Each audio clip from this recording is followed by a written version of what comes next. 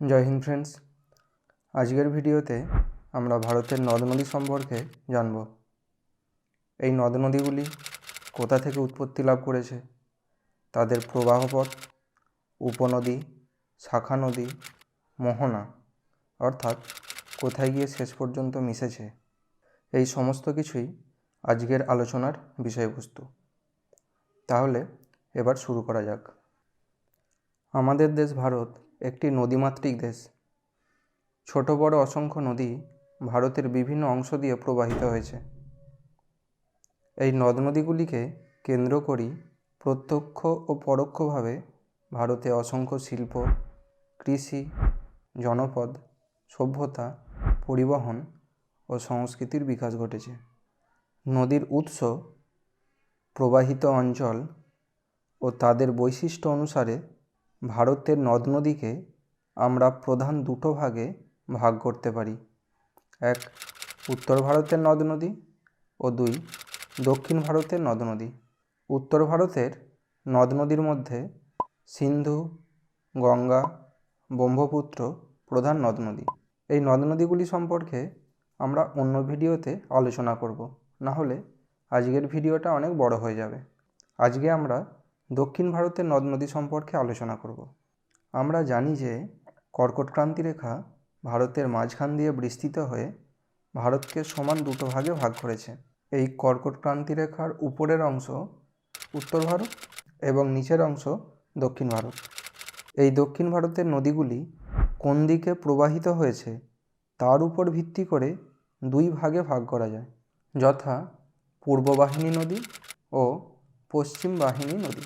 পূর্ব দিকে প্রবাহিত নদীগুলির মধ্যে প্রধান নদী হল মহানদী, গোদাবরী, কৃষ্ণা এবং কাবেরী। এবার আমরা এক এক করে এই নদীগুলি সম্পর্কে জানব। সবার প্রথমে মহানদী সম্পর্কে আলোচনা করা যাক।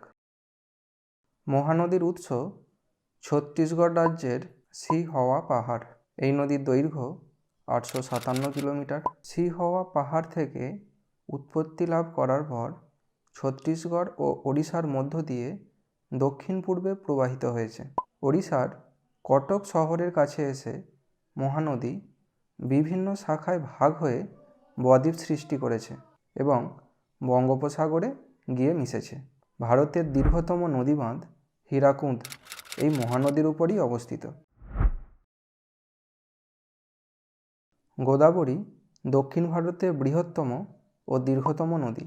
এই নদীকে দক্ষিণ ভারতের গঙ্গাও বলা হয়। গোদাবরীর দৈর্ঘ্য 1465 কিলোমিটার। মহারাষ্ট্রের নাসিক জেলায় অবস্থিত পশ্চিমঘাট পর্বতমালার অন্তর্গত ত্রিম্বক পাহাড় থেকে এই নদী উৎপত্তি লাভ করেছে। মহারাষ্ট্র, তেলেঙ্গানা, ছত্তিশগড় ও অন্ধ্রপ্রদেশের মধ্য দিয়ে প্রবাহিত হয়েছে। বঙ্গোপসাগরে পতিত হয়ে এই নদী বদ্বীপ সৃষ্টি করেছে। মঞ্জিরা, ওয়েনগঙ্গা, ইন্দ্রাবতী প্রভৃতি গোদাবরীর প্রধান উপনদী। এই ইন্দ্রাবতী নদীর উপরে চিত্রকূট জলপ্রপাত অবস্থিত। এই জলপ্রপাতের দৃশ্য এতটাই সুন্দর যে একে উত্তর আমেরিকার নায়াগ্রা জলপ্রপাতের সঙ্গে তুলনা করে ভারতের নায়াগ্রা বলা হয়। কৃষ্ণা নদী পশ্চিমঘাট পর্বতমালার মহাবালেশ্বর শৃঙ্গের কাছে উৎপত্তি লাভ করেছে।